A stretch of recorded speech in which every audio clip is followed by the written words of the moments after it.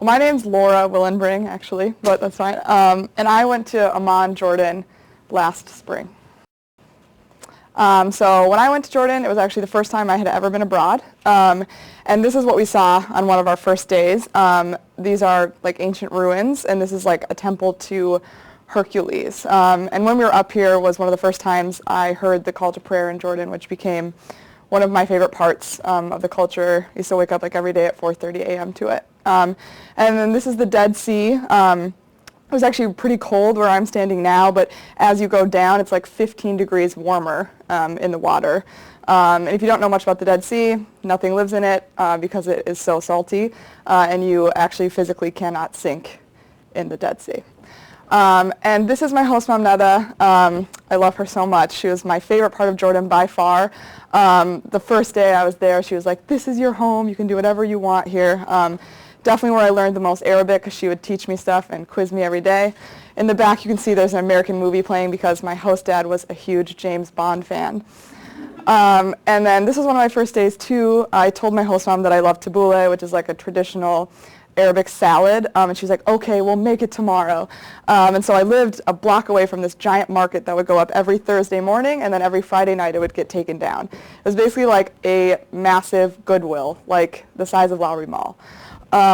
And then this is in Wadi Rum, so one of the weekend trips we took. It's basically just like a very large desert, but not a lot of like safety regulations in Jordan, so we were just like chilling in the back of pickup trucks. Like our driver was having fun with some speed and stuff, so it was great. Me and my friends really loved taking selfies around Jordan, so that was funny. So selfie on a camel seemed like a good idea.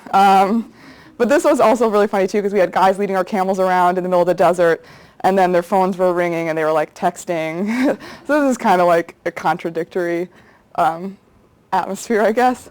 And then if you've seen Indiana Jones, this is like a very famous, this is Petra.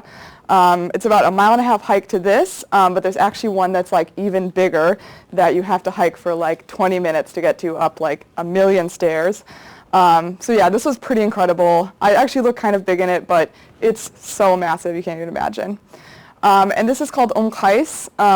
It's actually, this is the Golan Heights, so the area between Syria, Israel, Lebanon. So you can kind of see all these places. I don't know exactly where it is, but it was beautiful. It was like an amazing clear day. You could see kind of why people would fight over such an area, because it was amazing. This is one of my best friends from study abroad. We were just like roaming free in this castle in the middle of the desert, and there was like a lot of like secret doorways and stuff. And this is just kind of one of my favorite pictures, because it just captures, like, I guess as cheesy as it is, our friendship, but also like the exploring that we all got to do. This was an adventure we went on. We went on a trip, and we were like, okay, so should we bring our cameras and stuff? And they were like, no, because you're going to get wet. And so we didn't realize that we were literally going to be canyoning. We were going down like natural water slides. We were like fully submerged in water for half of it. So it was a lot of swimming and like rock climbing. It was awesome. This is my Dead to Red team. So I participated in a relay race from the Dead Sea to the Red Sea. So it was 150 kilometers. We left at 4 p.m. one day from the Dead Sea, and then we arrived at the Red Sea at 1 p.m. the next day. So running through the desert at 2 a.m. was awesome. I'll never forget that. This is Mount Nebo. So this is where biblically Moses was promised the Holy Land of Israel. So we were really thankful to be there on a clear day, because you can supposedly see all the way to like Bethlehem and Jerusalem. It was hard to tell exactly where stuff is, but we could definitely see for miles and miles. This is in Oman. I traveled there for we had a May break. So this is outside of the capital of Oman, outside of Muscat. It's called Wadi Shab. The water actually is that color, and it was incredible, and it was so warm. We met up with a guide there who we really clicked with, and he like loved that we spoke Arabic with him. And we also went cliff jumping, which my mom wasn't pumped about. But our guide actually went like 20 feet higher than us and jumped.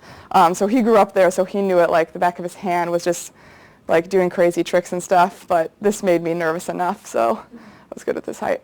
This is the Sultan Qaboos Mosque in Muscat.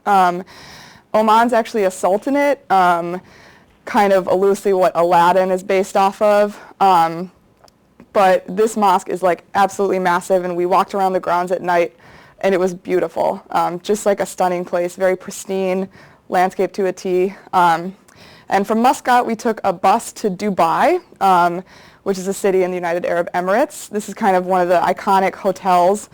And you actually can't get on the grounds of this hotel unless you have a paid tour. And hotel rooms there are something like $1,000 a night. So we didn't stay there, but we saw it. After my trip, I went just a little bit across the border to Jerusalem, and this is the Western Wailing Wall.